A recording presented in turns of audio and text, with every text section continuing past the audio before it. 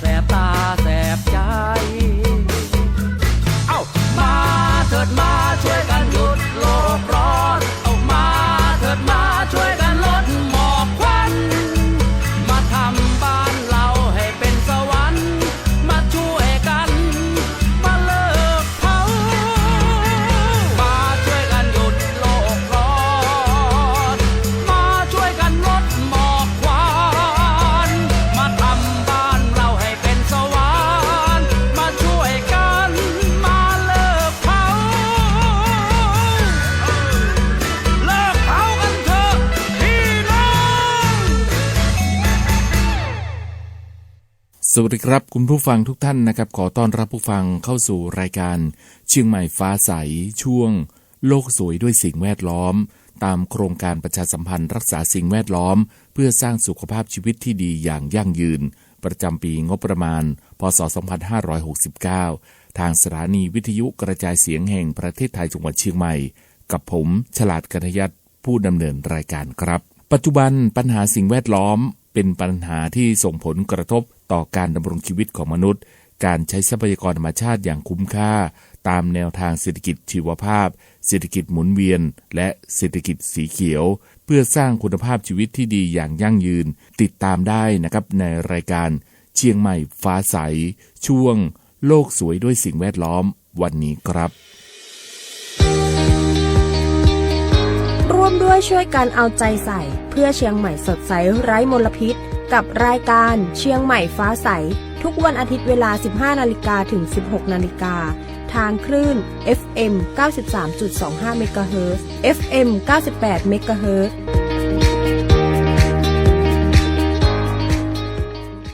กลับเข้าสู่รายการเชียงใหม่ฟ้าใสช่วงโลกสวยด้วยสิ่งแวดล้อมนะครับช่วงนี้ไปติดตามเรื่องของ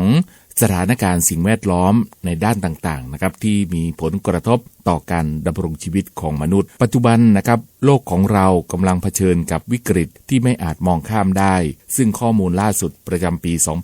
2024 นะครับก็ได้เปิดเผยนะครับว่าการปล่อยก๊าซคาร์บอนไดออกไซด์จากกิจกรรมที่เกี่ยวข้องกับพลังงานทั่วโลกเพิ่มขึ้นร้อยละ 0.8 จากปีก่อนหน้าและก็แตะระดับสูงสุดที่ 37.8 กิกะตันคาร์บอนไดออกไซด์เทียบเท่าซึ่งอยู่ในระดับสูงสุด เป็นประวัติการณ์นะครับถึงแม้ว่าอัตราการเพิ่มขึ้นจะต่ำกว่าอัตราการเติบโตของเศรษฐกิจโลกร้อยละ 3.2 แต่การสะสมของก๊าซคาร์บอนไดออกไซด์ในชั้นบรรยากาศกลับเพิ่มขึ้นอย่างน่าตกใจโดยความเข้มข้นนะครับของก๊าซคาร์บอนไดออกไซด์ในบรรยากาศโลกได้สูงถึง 422.5 ส่วนในล้านส่วนซึ่งเพิ่มขึ้นปริมาณ 3 ppm เมื่อเปรียบเทียบกับปี 2023 และสูงกว่าก่อนยุคอุตสาหกรรมราวร้อยละ 50 นะครับซึ่งการสะสมของก๊าซเรือนกระจกเหล่านี้ส่วนใหญ่ก็เกิดจากกิจกรรมของมนุษย์เช่นการเผาเชื้อเพลิงฟอสซิลถ่านหินน้ำมันและก็ก๊าซซึ่งทำให้เกิดเหมือนผ้าห่มที่คลุมโลกทำให้ความร้อนจากดวงอาทิตย์ไม่สามารถที่จะระบายออกไปได้ก็ส่งผลให้อุณหภูมิที่พื้นผิวโลกสูงขึ้นเกินระดับที่ควรจะเป็นและก็สร้างภัยธรรมชาติที่รุนแรงตามมาด้วยนะครับกิจกรรมของมนุษย์ที่ทำให้อุณหภูมิของโลกได้สูงขึ้นไปประมาณ1องศาเซลเซียสเมื่อเทียบกับช่วงก่อนยุคอุตสาหกรรมและคาดว่าจะแตะที่ 1.5 องศาเซลเซียสระหว่างปี 2030 ถึง 2052 ซึ่งผลกระทบจากภาวะนี้นะครับหลายด้านตั้งแต่ภัยแล้งที่รุนแรงน้ำท่วมไฟไหม้ระดับน้ำทะเลที่สูงขึ้นและการสูญเสียความหลากหลายทางชีวภาพโดยเฉพาะอย่างยิ่งสัตว์และก็พืชกว่า1ล้านชนิดทั่วโลกนั้นก็มีความเสี่ยงที่จะสูญพันธุ์ในอีกไม่กี่ทศวรรษข้างหน้าซึ่งถือว่าเป็นจำนวนที่สูงที่สุดในประวัติศาสตร์ของมนุษยชาติหนึ่งในสาเหตุสำคัญนะครับของการเพิ่มขึ้นของก๊าซคาร์บอนไดออกไซด์ในปี 2024 ก็คือปรากฏการณ์สภาพอากาศที่รุนแรงซึ่งปีนี้นะครับก็ถือว่าเป็นปีที่โลกมีอุณหภูมิสูงที่สุดเป็นประวัติการณ์แซงหน้าปี 2023 ก็ทำให้ความต้องการพลังงานสำหรับการทำความเย็นเพิ่มขึ้นอย่างมหาศาลด้วยนะครับก็ส่งผลให้การเพิ่มขึ้นของการปล่อยก๊าซเรือนกระจกที่เกี่ยวข้องกับพลังงานในปีนี้ถึงประมาณร้อยละ 80 ของทั้งหมดเมื่อเจาะลึกในด้านพลังงานจะเห็นว่าเชื้อเพลิงฟอสซิลยังคงเป็นปัจจัยสำคัญที่ทำให้การปล่อยก๊าซเรือนกระจกเพิ่มขึ้นโดยเฉพาะก๊าซธรรมชาติซึ่งมีการปล่อยก๊าซธรรมชาติที่เพิ่มขึ้นถึงร้อยละ 2.5 หรือประมาณ180ล้านตันในปี 2024 ก็ทำให้เป็นปัจจัยที่สำคัญในการปล่อยก๊าซคาร์บอนไดออกไซด์ทั่วโลกเพิ่มขึ้นขณะเดียวกันนะครับการปล่อยก๊าซจากถ่านหินก็เพิ่มขึ้นร้อยละ 0.9 หรือประมาณ135ล้านตันการเติบโตในด้านการใช้พลังงานเหล่านี้ส่วนใหญ่เกิดจากประเทศที่มีเศรษฐกิจเกิดใหม่และกำลังพัฒนาโดยเฉพาะประเทศเอเชีย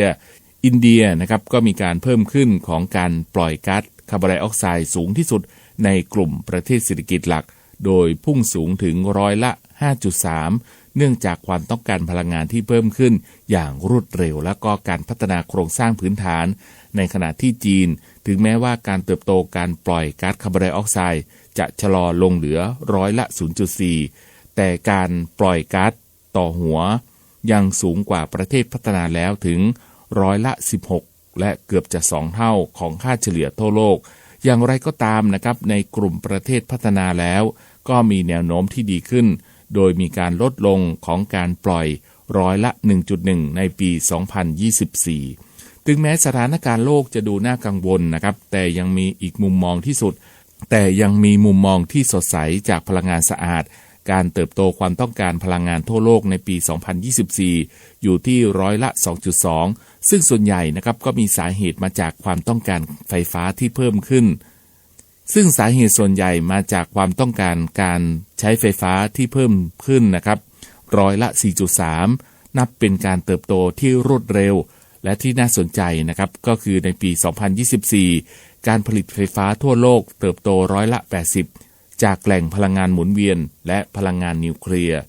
การติดตั้งกำลังการผลิตใหม่ของพลังงานหมุนเวียนยังคงทำสถิติสูงสุดเป็นปีที่ 22 ติดต่อกันโดยมีการผลิตไฟฟ้าหมุนเวียนเพิ่มขึ้นประมาณ700จิกะตันในปี 2024 ซึ่งเกือบร้อยละ 80 มาจากโซลาร์เซลล์ซึ่งความก้าวหน้าในเทคโนโลยีสะอาดหลัก 5 ชนิดนั้นได้แก่โซลาร์เซลล์พลังงานลมพลังงานนิวเคลียร์รถยนต์ไฟฟ้าฮีทปั๊มหรือว่าปั๊มความร้อน ที่ติดตั้งแต่ปี 2019 ได้ลดการปล่อยก๊าซคาร์บอนไดออกไซด์สะสมได้ถึง 2.6 พันล้านตันต่อปีซึ่งคิดเป็นร้อยละ 7 ของการปล่อยก๊าซทั่วโลกถ้าไม่มีการใช้เทคโนโลยีเหล่านี้การปล่อยก๊าซคาร์บอนไดออกไซด์ก็จะเพิ่มขึ้นในอัตราที่สูงกว่าปัจจุบันถึง 3 เท่านะครับซึ่งสถานการณ์ในประเทศไทยนะครับก็จัดอยู่ในกลุ่มพันธมิตรของสำนักงานพลังงานระหว่างประเทศหรือ IEA การเปลี่ยนแปลงสภาพภูมิอากาศส่งผลกระทบโดยตรงต่อชีวิตและก็เศรษฐกิจอย่างมีนัยสำคัญโดยเฉพาะในภาคการเกษตรได้รับผลกระทบสะสมระหว่างปี 2011 ถึง 2045 สูงถึง 17,912 ถึง 83,826 ล้านบาทต่อปีเนื่องจากปัญหาความร้อนและปริมาณน้ำฝนที่ผันผวนก็ทำให้ดินการเพาะปลูกไม่สมบูรณ์และผลผลิตได้รับความเสียหายเช่นมันสำปะหลังที่เน่าเสียจากฝนมากเกินไปหรืออ้อยขาดน้ำจากภัยแล้งที่ยาวนานด้วยนะครับนอกจากนี้นะครับภาวะโลกร้อนก็ถือว่าเป็นภัยคุกคามที่สำคัญต่อชุมชนชายฝั่งในประเทศไทยมีพื้นที่ชายฝั่งราว 23% ที่ต้องเผชิญกับปัญหาการกัดเซาะและสูญเสียพื้นที่ถึง 1-5 เมตรต่อปีซึ่งส่งผลให้เกิดความสูญเสียทางเศรษฐกิจมากกว่า 6,000 ล้านบาทภัยแล้งก็เป็นอีกหนึ่งความเสี่ยงนะครับที่สูงโดยเฉพาะในภาคตะวันออกเฉียงเหนือและภาคใต้สถานการณ์เหล่านี้นะครับก็ทำให้เห็นชัดนะครับว่าผลกระทบจากการเปลี่ยนแปลงสภาพภูมิอากาศไม่เท่าเทียมกันและส่งผลกระทบหนักที่สุดต่อกลุ่มที่มีรายได้น้อยชุมชนที่อยู่ในพื้นที่เสี่ยงภัยธรรมชาติรวมถึงธุรกิจที่ต้องพึ่งพาสภาพอากาศโดยตรงเช่นการท่องเที่ยวและการเกษตรนะครับซึ่งข้อมูลการปล่อยก๊าซเรือนกระจกในประเทศไทยจากบัญชีก๊าซเรือนกระจกในปี 2018 ชี้ให้เห็นนะครับว่าก๊าซเรือนกระจกมากกว่าร้อยละ 60 มาจากพลังงานที่มีการปล่อยก๊าซเรือนกระจกสูงถึง 69.06% โดยการผลิตไฟฟ้าและความร้อนมีสัดส่วนสูงถึง 40.05% ของการปล่อยทั้งหมดในภาคนี้นะครับตามมาด้วยภาคเกษตรกรรมมีการปล่อยก๊าซราว 15.69 นะครับแม้ว่าจะไม่สูงเท่ากับพลังงานแต่มีความเปราะบางต่อการเปลี่ยนแปลงสภาพภูมิอากาศอย่างมากนะครับเพราะว่าอาชีพภาคนี้ขึ้นอยู่กับสภาพอากาศอย่างชัดเจนส่วนภาคอุตสาหกรรมและการใช้ผลิตภัณฑ์ปล่อยก๊าซราว 10.77 ซึ่งก็มีการปล่อยจากผลิตปูนซีเมนต์มากกว่าครึ่งหนึ่งก็คือประมาณ 51.28% ขณะที่ภาคการจัดการขยะปล่อยก๊าซประมาณ 4.88% โดยการกำจัดขยะมูลฝอยคิดเป็น 52.53% นะครับเพื่อที่จะตอบสนองวิกฤตนี้และก็ปฏิบัติตามพันธกิจภายใต้กรอบอนุสัญญาสหประชาชาติว่าด้วยการเปลี่ยนแปลงสภาพภูมิอากาศประเทศไทยได้มีการกำหนดเป้าหมายมีการส่วนร่วมของประเทศโดยได้มีการตั้งเป้าในการลดการปล่อยก๊าซเรือนกระจกขั้นต่ำที่ร้อยละ 30และเป้าหมายขั้นสูงที่ร้อยละ 40จากกรณีปกติภายในปี 2030โดยมีแผนปฏิบัติการด้านการลดก๊าซเรือนกระจกของประเทศไทยปี 2021 ถึง 2030ก็เป็นกรอบการดำเนินการนะครับซึ่งการเปลี่ยนแปลงสภาพภูมิอากาศไม่ใช่ส่งผลกระทบแค่สิ่งแวดล้อมเท่านั้นแต่ยังเกี่ยวข้องกับความยุติธรรมความเท่าเทียมที่ส่งผลกระทบต่อทุกคนโดยเฉพาะกลุ่มเปราะบางที่สุดและก็คนรุ่นใหม่นะครับที่ต้องเผชิญกับความเสี่ยงในอนาคตการตระหนักรู้และการลงมือทำอย่างเร่งด่วนจึงเป็นกุญแจสำคัญในการรับมือความท้าทายของประเทศทั่วโลกนับต่อจากนี้ไปนะครับนี่ก็เป็นสถานการณ์นะครับของสิ่งแวดล้อมโลกนะครับนำมาให้ผู้ฟังได้ติดตามรับฟังกันนะครับกับรายการเชียงใหม่ฟ้าใสช่วง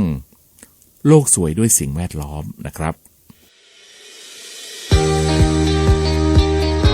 ร่วมด้วยช่วยกันเอาใจใส่เพื่อเชียงใหม่สดใสไร้มลพิษกับรายการเชียงใหม่ฟ้าใสทุกวันอาทิตย์เวลา 15 นาฬิกาถึง 16 นาฬิกาทางคลื่น FM 93.25 เมกะเฮิรตซ์ FM 98 เมกะเฮิรตซ์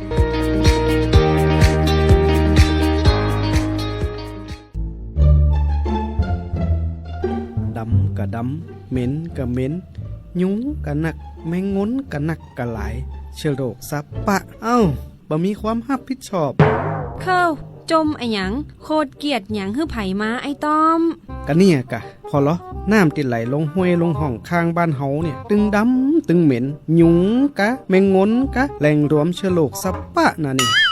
สาเหตุติแยะฮือแม่น้ำห้วยหนองคลองบึงเน่าเสียมาจาก3แหล่งด้วยกันเนอไอตอม 1. แหล่งน้ำเสียติเกิดจากชุมชนการทิ้งขยะลงแม่น้ำลำคลองอยู่เป็นประจำรวมถึงการปล่อยน้ำเสียจากบ้านเรือนติปล่อยน้ำทิ้งจากการซักผ้าร้านค้าปล่อยน้ำทิ้งที่มีคราบไขมันปนกับเศษอาหารแยะฮือน้ำเสียซัดน้ำกระต่าย 2. แหล่งน้ำเสียที่เกิดจากอุตสาหกรรมเช่นการปล่อยน้ำทิ้งจากโรงงานอุตสาหกรรมซึ่งปนเปื้อนสารเคมีต่างๆเช่นกากน้ำตาลสารย้อมผ้า 3. แหล่งน้ำเสียที่เกิดจากเกษตรกรรมเช่นการระบายน้ำจากสวนไร่นาที่มีการปนเปื้อนสารเคมีจากการเกษตรเช่นยาฆ่าแมลงยากำจัดศัตรูพืชปุ๋ยเคมี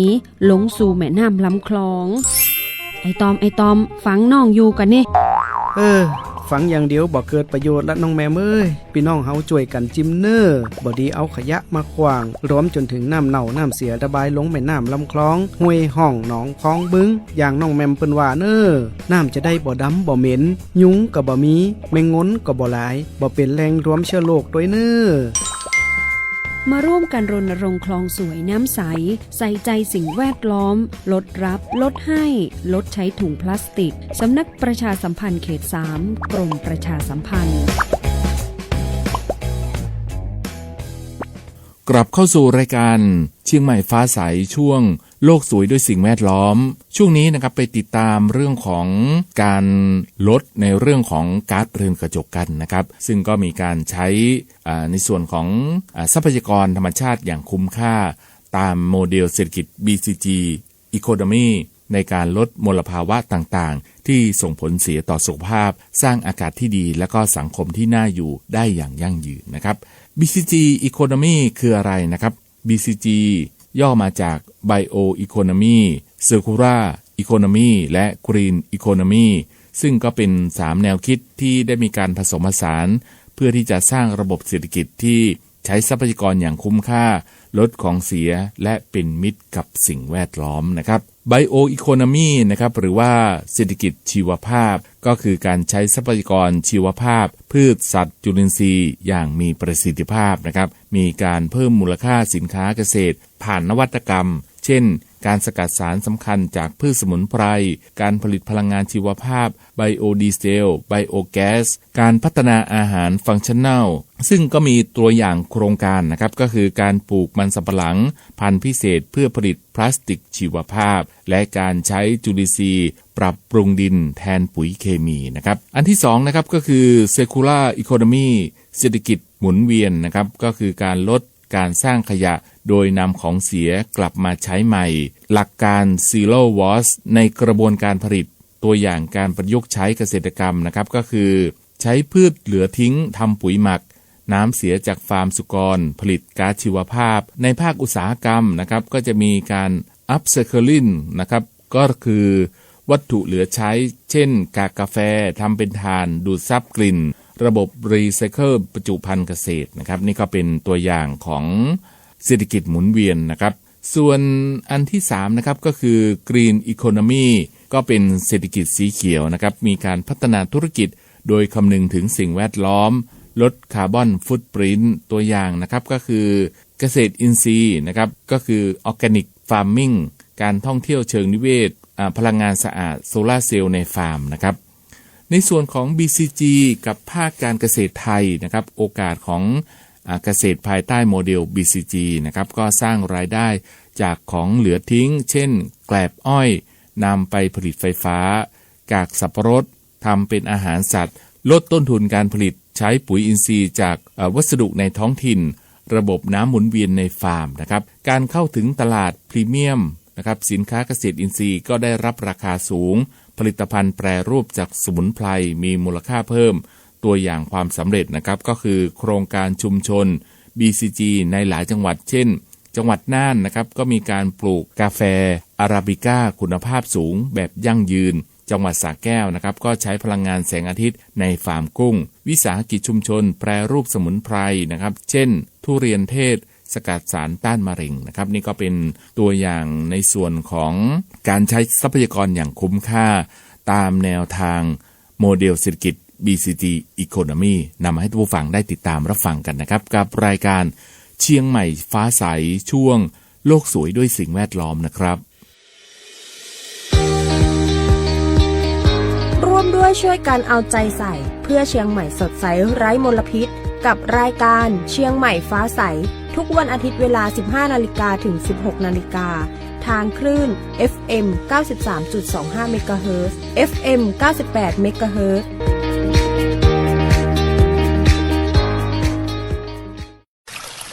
โอ้ยนอจะขว้างไอ้หยังกันล้ำเหลือนี่อุตส่าห์มาแอลที่นี่การว่าจะมาสูดอากาศบริสุทธิ์สบายหูสบายตาสักกำที่ไหนได้ลมปัดขี้เงียบปิวเบ้อจมหยังป้าสีแอลแบบเป็นแอลแล่เป็นดีโจมก็เฮาก็ตัวรีวิวเปิ้นมากะว่าจะมาแอลเปิดหูเปิดตาสักกำพอเนี้ยลมปัดมาถุงพลาสติกวะขวดวะเหี่ยเบ้อทางขี้เงียก็มีเนี่ยได้บ่ขว้างกันนี่จะอี้กระตึงแย่เนาะป้าสีแล้วไผตังใดเปิ้นจะมาแอลบ้านเฮาแหมนี่ไปตังใดก็มีกะขี้เงียไอคือเปิ้นแต่คนเฮาก็ต้องมีจิตสำนึกในการฮักสิ่งแวดล้อมร่วมกันขว้างขี้เงียต้องให้เป็นตี้ขว้างลงถังให้ถูกประเภทขี้เงียบางอย่างมันเอาไปรีไซเคิลได้ขายต่อได้คนเก็บก็มาเก็บไปจัดการต่อได้ง่ายและเนี่ยแหล่งท่องเที่ยวตัวยแล้วไผเปิ้นจะให้ปิกมาแอลแหมซกกระปกขนาดนี้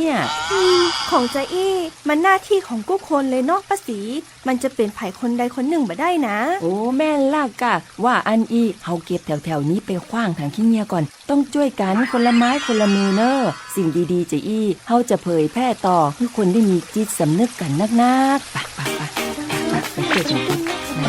เนี่ยเบ้อนะกลับเข้าสู่รายการเชียงใหม่ฟ้าใสช่วงโลกสวยด้วยสิ่งแวดล้อมในช่วงนี้นะครับก็มีแนวทางในเรื่องของการจัดการปัญหาการปล่อยก๊าซเรือนกระจกแล้วก็ร่วมกันนะครับในการแก้ไขวิกฤตสภาพภูมิอากาศด้วย10วิธีดังต่อไปนี้นะครับร่วมคิดร่วมทำนะครับสู่ความยั่งยืนเพื่อโลกของเราซึ่งวิถีชีวิตของเรานะครับก็ส่งผลกระทบอย่างมากต่อโลกการตัดสินใจของเราจึงมีความสำคัญราว2 ใน 3ของการปล่อยก๊าซเรือนกระจกทั่วโลกมาจากภาคครัวเรือนหรือระดับบุคคลภาคพลังงานอาหารแล้วก็การขนส่งซึ่งก็เป็นปัจจัยสำคัญในชีวิตของเราที่มีการปล่อยมลพิษประมาณ20%ด้วยเหตุผลนี้เราทุกคนจึงสามารถสร้างความแตกต่างได้ตั้งแต่ไฟฟ้าที่เราใช้อาหารที่เรารับประทานไปจนถึงวิธีการที่เราเดินทางซึ่งก็มี10วิธีดังต่อไปนี้นะครับหรือว่ามีเรื่องของการดาวน์โหลดแอปเพื่อที่จะดูข้อมูลเพิ่มเติมบันทึกการมีส่วนร่วมของท่านได้นะครับการประหยัดพลังงานที่บ้านนะครับซึ่งการผลิตไฟฟ้าและความร้อนส่วนใหญ่ก็ใช้พลังงานจากถ่านหินน้ำมันและก๊าซเราก็สามารถที่จะใช้พลังงานให้น้อยลงได้ด้วยการปรับระดับการทำความร้อนแล้วก็ความเย็นให้ต่ำลงเปลี่ยนมาใช้หลอดไฟ LED แล้วก็เครื่องใช้ไฟฟ้าประหยัดพลังงานซักผ้าด้วยน้ำเย็นหรือการตากผ้าแทนการใช้เครื่องอบผ้านะครับเดินปั่นจักรยานนะครับหรือใช้ระบบขนส่งสาธารณะถนนทั่วโลกนะครับแน่นขนาดไปด้วยยานพาหนะซึ่งส่วนใหญ่ใช้น้ำมันดีเซลหรือเบนซินเป็นเชื้อเพลิงการเดินหรือว่าขี่จักรยานแทนการขับรถก็จะช่วยกันปล่อยก๊าซเรือนกระจกทั้งยังช่วยเสริมสร้างสุขภาพและความแข็งแรงอีกด้วยนะครับหากท่านต้องเดินทางไกลลองเปลี่ยนมาโดยสารรถไฟหรือรถประจำทางแล้วก็ติดรถไปกับผู้อื่นเมื่อทำได้นะครับรับประทานผักให้มากขึ้นแค่รับประทานผักผลไม้ธัญพืชเต็มเมล็ดพืชตระกูลถั่วและเมล็ดพืชมากขึ้นและก็ลดเนื้อสัตว์และผลิตภัณฑ์จากนมให้น้อยลงท่านก็จะสามารถที่จะลดผลกระทบต่อสิ่งแวดล้อมได้อย่างมากโดยทั่วไปนะครับกระบวนการผลิตอาหารที่มาจากพืชก็จะสร้างก๊าซเรือนกระจกน้อยกว่าและยังใช้พลังงานที่ดินและก็น้ำน้อยกว่าด้วยนะครับเลือกวิธีการเดินทางนะครับเครื่องบินใช้เชื้อเพลิงฟอสซิลอย่างมหาศาลและการปล่อยก๊าซเรือนกระจกจำนวนมากการนั่งเครื่องบินให้น้อยลงจึงเป็นหนึ่งในวิธีที่เร็วที่สุดในการลดผลกระทบต่อสิ่งแวดล้อมหากทำได้นะครับให้ท่านนั้นนัดพบกันในทางออนไลน์ขึ้นรถไฟหรือยกเลิกการเดินทางระยะไกลนั้นไปเลยนะครับรับประทานอาหารให้หมดทุกครั้งที่ท่านทิ้งอาหารท่านกำลังทิ้งทรัพยากรและก็พลังงานที่ใช้ในการเพาะปลูกเลี้ยง ผลิตบรรจุและการขนส่งอาหารนั้นๆและอาหารที่บูดเน่าอยู่ในบ่อขยะก็จะปล่อยก๊าซมีเทนซึ่งเป็นก๊าซเรือนกระจกที่รุนแรงมากขึ้นดังนั้นรับประทานอาหารที่คุณซื้อมาให้หมดและส่วนที่เหลือให้หมักทำปุ๋ยนะครับลดใช้ซ้ำซ่อมแซมและรีไซเคิลนะครับอุปกรณ์ไฟฟ้าเสื้อผ้าและก็สินค้าอื่นๆที่เราซื้อนั้นล้วนแต่ก่อให้เกิดการปล่อยก๊าซคาร์บอนไดออกไซด์ณจุดใดจุดหนึ่งของการผลิตตั้งแต่การหาวัตถุดิบไปจนถึงการผลิตการขนส่งสินค้าสู่ตลาดท่านสามารถที่จะช่วยรักษาสภาพอากาศของเราด้วยการซื้อให้น้อยลงซื้อของมือสองซ่อมหากซ่อมได้และก็รีไซเคิลนะครับเปลี่ยนแหล่งพลังงานในบ้านสอบถามบริษัทสาธารณูปโภคของท่านนะครับว่าพลังงานที่ท่านใช้อยู่ในบ้านนั้นผลิตมาจากน้ำมันถ่านหินหรือก๊าซหรือไม่ถ้าเป็นไปได้นะครับให้ลองเปลี่ยนไปใช้พลังงานหมุนเวียนเช่นลมหรือพลังงานแสงอาทิตย์หรือติดตั้งแผงโซลาร์เซลล์บนหลังคาเพื่อผลิตพลังงานให้บ้านของท่านนะครับเปลี่ยนไปใช้รถยนต์ไฟฟ้าหากท่านวางแผนที่จะซื้อรถยนต์ลองเลือกดูรถไฟฟ้าซึ่งตอนนี้ก็มีหลายรุ่นราคาถูกลงแม้ว่าไฟฟ้าที่ใช้ยังผลิตมาจากฟอสซิลอยู่แต่รถยนต์ไฟฟ้าก็ช่วยลดมลพิษทางอากาศและปล่อยก๊าซเรือนกระจกน้อยกว่ารถยนต์ที่ใช้แก๊สหรือดีเซลอย่างมีนัยสำคัญนะครับเลือกผลิตภัณฑ์ที่เป็นมิตรกับสิ่งแวดล้อมทุกการใช้จ่ายของเรานะครับก็ส่งผลกระทบต่อโลกทั้งสิ้นก็อาจจะมีเลือกสนับสนุนสินค้าและบริการใดเพื่อที่จะลดผลกระทบต่อสิ่งแวดล้อมให้ท่านซื้ออาหารตามฤดูที่ผลิตในท้องถิ่นเลือกผลิตภัณฑ์จากบริษัทที่ใช้ทรัพยากรอย่างมีความรับผิดชอบและก็มุ่งมั่นที่จะลดการปล่อยก๊าซเรือนกระจกและก็ของเสียด้วยนะครับและวิธีสุดท้ายนะครับก็คือเป็นกระบอกเสียงเปล่งเสียงของท่านและก็ชักชวนผู้อื่นให้ร่วมลงมือด้วยกันนี่เป็นหนึ่งในวิธีที่รวดเร็วและก็มีประสิทธิภาพที่สุดในการสร้างเปลี่ยนแปลงชักชวนเพื่อนบ้านเพื่อนร่วมงานเพื่อนและครอบครัวของท่านบอกให้ธุรกิจต่างๆให้รู้ว่าต้องการเห็นการเปลี่ยนแปลงที่กล้าหาญและก็ชัดเจนตลอดจนเรียกร้องให้ผู้นำท้องถิ่นและระดับโลกดำเนินการทันทีนะครับนี่ก็เป็น10 วิธีนะครับในเรื่องของการจัดการปล่อยก๊าซเรือนกระจกแล้วก็ร่วมกันนะครับในการแก้ไขวิกฤตการณ์สภาพภูมิอากาศนำมาให้ผู้ฟังได้ติดตามรับฟังกันนะครับกับรายการเชียงใหม่ฟ้าใสช่วงโลกสวยด้วยสิ่งแวดล้อมนะครับร่วมด้วยช่วยกันเอาใจใส่เพื่อเชียงใหม่สดใสไร้มลพิษกับรายการเชียงใหม่ฟ้าใสทุกวันอาทิตย์เวลา 15 นาฬิกาถึง 16 นาฬิกาทางคลื่น FM 93.25 เมกะเฮิรตซ์ FM 98 เมกะเฮิรตซ์กลับเข้าสู่รายการเชียงใหม่ฟ้าใสช่วงโลกสวยด้วยสิ่งแวดล้อมนะครับในช่วงนี้นะครับไปติดตามเรื่องของทางรัฐบาลนะครับที่ได้มีการเดินหน้าในเรื่องของ